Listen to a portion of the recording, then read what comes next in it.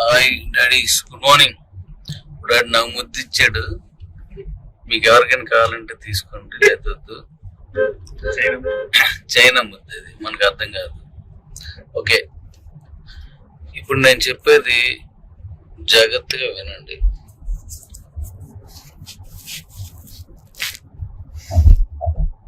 మనం ఇప్పుడు ఇంతవరకు చేసినటువంటి అనేక ప్రాజెక్టులు అంటే అకౌంట్స్ లో మనకు చాలా ఉన్నాయి, చాలా అకౌంట్స్ ఉన్నాయి మనకు. ఆ అకౌంట్స్ అన్ని మీరు నాకు, నేను మీకు దగ్గర కావడానికి మాత్రమే ఉపయోగపడతాయి. అదే చిన్నది కాదు, చాలా పెద్ద అసెట్ మనకి. అది మనం ఒకరినొకరిని కలుసుకోవాలనుకో, దగ్గర కావడం, ఇదంతా కూడా చాలా పెద్ద అసెట్ మనకి. కానీ మరి ఇంత పెద్ద కమ్యూనిటీ వచ్చిన మనందరం కలిసి ఏం చేద్దాం?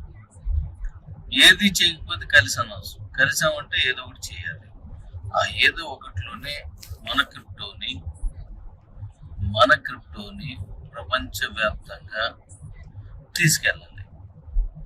నేను స్టార్టింగ్ లోనే ఒక విషయం చెప్పాను. ఏంటంటే, ఇప్పుడు నేను చెప్పేది కొద్ది సుదీర్ఘంగా ఉంటాయి ఇవన్నీ, అయినప్పటికీ ఓపికగా వినండి. ఒక విషయం చెప్పాను ఏంటంటే, స్టార్టింగ్ లో మనిషి తన అవసరాలు తీర్చుకోవడం కోసం డబ్బుని ఎలా కనిపెట్టాడని మీకు చెప్పాను. అదేంటి, ఎలా కనిపెట్టాడంటే, మరొకసారి మళ్ళీ ఇప్పుడు పాత వాళ్ళు కాకుండా కొత్త వాళ్ళు కూడా వచ్చారు కాబట్టి ఇప్పుడు మళ్ళీ చెప్తున్నాను. ముందు ఒక మాంసం ఇచ్చి ఒక పళ్ళు తీసుకునేవాడు, పళ్ళు ఇచ్చి మరొక వస్తువు తీసుకునేవాడు. ఎందుకంటే తను వేటాడే సమయంలో, అంటే పూర్వకాలంలో మనిషి మనుగడ ప్రారంభించిన మొదట్లో అన్నమాట నేను చెప్పేవి. ఒక ప్రాంతంలోకి వెళ్తే జింక మాంసం దొరికింది అనుకోండి, మరొక ప్రాంతంలోకి వెళ్తే పళ్ళు దొరికాయి అనుకో. ఇవన్నీ ఒక మనిషే అన్ని చోట్లకి వెళ్ళి తెచ్చుకోలేడు. కాబట్టి వీళ్ళు ఏం చేశారంటే, నువ్వు నాకు జింక మాంసం ఇస్తే నేను నీకు పళ్ళు ఇస్తాను అని వస్తు మార్పిడి అనేది మొదలైంది. అన్ని చోట్ల తిరగలేదు కాబట్టి. అయితే ఆ వస్తు మార్పిడి చాలా ఉపయోగపడింది వాళ్ళకి. కాలక్రమేపీ ఏమైందంటే, ఆ రోజు కష్టపడి వీడేదో ఒకటి సంపాదించి మరొకటికి అది ఇచ్చి వాడి దగ్గర నుంచి మళ్ళీ ఇంకోటి తీసుకోవాలి. ఇలా నిరంతరం కష్టపడాలంటే శారీరకంగా ఎన్నో మార్పులు వస్తాయి మనకి. ప్రకృతి పరంగా చాలా మార్పులు వస్తుంటాయి. అంటే వయసు అయిపోవడం, లేదా అనారోగ్యం రావడం, లేదా ఇంకా ఏ రుగ్మతలకు రావడం, లేదా మానసికమైనటువంటి సమస్యలు ఎదుర్కోవడం చేస్తూ ఉంటాం. అలాంటప్పుడు ఈ ఆహారాన్ని తెచ్చుకోవడం కష్టం కాబట్టి వీళ్ళు ఏం చేస్తారంటే, వస్తు మార్పిడి, అంటే నెల ఉండే వస్తువులు. ఉదాహరణకి ఎక్కడా దొరకని ఒక నెమలిక ఉన్నదనుకోండి, అది విలువైంది. ఎవరి దగ్గర ఉండని కొన్ని రకాల రంగులు రాళ్ళు ఉన్నాయనుకోండి, అవి విలువైనవి.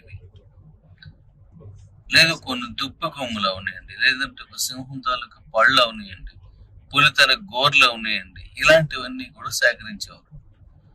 అవి ఎక్కడ దొరకవు. ఒకళ్ళు దొరకాలంటే అదంతా యుద్ధం చేసి ఆ జింకను గెలవాలి, అది కష్టం అవుతుంది. కాబట్టి అవి తీసుకొచ్చి వీళ్ళకి ఇచ్చేవారు.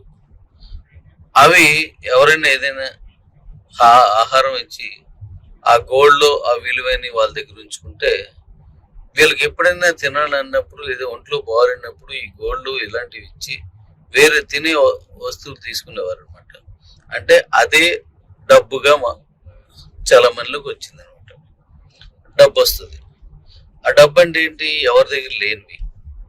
అలా కాలక్రమేపీ వీళ్ళు ఏం చేస్తారంటే తండాలుగా తీసుకున్నారు. ఆ తండాల్లోనూ ఈ చలమని అంతా జరిగేది సంతల్లో. ఆ తర్వాత చిన్న చిన్న తండాలన్నీ కలిపాయి, పెద్ద తండగా ఏర్పడ్డాయి.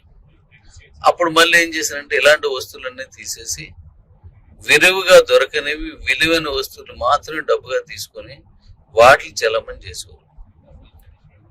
ఆ తర్వాత చిన్న చిన్న రాజ్యాలు ఏర్పడ్డాయి. ఆ తండా రాజు, లేదంటే ఆ రాజ్యానికి ఉన్న రాజు ఎవరైతే ఉన్నారో వాళ్ళు ఏదైనా ఒక చిహ్నాన్ని తీసుకొచ్చి పెట్టేవారు. అంటే వాడు ఒక బొమ్మని ఒక ముద్రించడం అంటే అప్పట్లో దాంట్లో ఈ కాల్చి ఆ బొమ్మలు వేయడం, తోలు మీద వేయడం, ఇలాంటివి అవన్నీ చేసి డబ్బుని తీసుకొచ్చారు. ఆ తర్వాత యుద్ధాలు జరిగాయి. రాజులు ధనాన్ని ముద్రించారు. అది ఆ రాజ్యంలోనే చెల్లుతుంది, పక్క రాజ్యంలో చెల్లదు. మళ్ళీ పక్క రాజ్యం వచ్చేసరికి ఈ చలమాన్లు ఉండవు. అప్పుడేం చేసేవారంటే ఈ పెద్ద పెద్ద ఈ రాజ్యాలన్నీ కలిసిపోయి పెద్ద రాజ్యాలుగా ఏర్పడ్డాయి. అప్పుడు దాని ధర్మం రూపం మారిపోయింది. చూడండి, మొదటున్న పులుగోళ్ళు ఇలాంటి దగ్గర నుంచి ఈ రోజు ధనం తరగు రూపం మారుకుంటూ వచ్చిందనమాట. అలా మారి వచ్చిన తర్వాత మనం దేశాలుగా విభజించబడ్డాం. అంటే కలిసిపోయి ఖండాలు ఉన్నాయని తెలుసుకొని దేశాలుగా మారిపోయింది. అప్పుడు ఆ దేశం మొత్తానికి ఒకటే కరెన్సీ వచ్చింది. అలా అనేక దేశాలు అనేక కరెన్సీలు వచ్చాయి. ఇప్పుడు నడుస్తుంది అదే. ఈ దేశం కరెన్సీ ఇక్కడ తప్ప మరి ఎక్కడైనా నడదు, ఎక్కడ పనికిరాదు. ఈ దేశం కరెన్సీ ఇక్కడ మాత్రం పనికొస్తుంది. మరి ఇక్కడ మాత్రం పనికొచ్చే కరెన్సీని ఇప్పుడు నేను చైనా వచ్చాను, మన ఇండియన్ కరెన్సీ ఇక్కడ చేద్దాం, ఈ చైనా కరెన్సీ ఇచ్చింది అంటే అప్పుడు ఏం చేస్తాం, మనం మన కరెన్సీ ఇచ్చి వీళ్ళ కరెన్సీని మార్పిడి చేస్తాం. దట్స్ మీన్స్ ఎక్స్చేంజ్ అనమాట. ఎక్స్చేంజ్ చేస్తాం. మళ్ళీ నేను ఇండియా వచ్చేటప్పుడు మళ్ళీ వీళ్ళ కరెన్సీ వీళ్ళకి ఇచ్చేసి మన దేశపు కరెన్సీ మనం తీసుకుంటాం అనమాట. ఇలా నడుస్తుంది. ఇప్పుడు దీన్ని మార్చి ఇక నెక్స్ట్ స్టెప్. నేను అందుకే 2 ఏళ్ల క్రితం నుంచి నేను ఒకటి చెప్తున్నాను, క్రిప్టోని ఆపడం ఎవడతరం కాదు, క్రిప్టోని జయించడం ఎవడతరం కాదు. ఎందుకంటే ఇప్పుడు మీకు చిన్న ఎగ్జాంపుల్ చెప్పాను. ఇప్పుడే మాంసం పళ్ళు మార్చుకున్న దగ్గర నుంచి పులుగోళ్ళు విలువైనటువంటి దుప్పు కొమ్ములు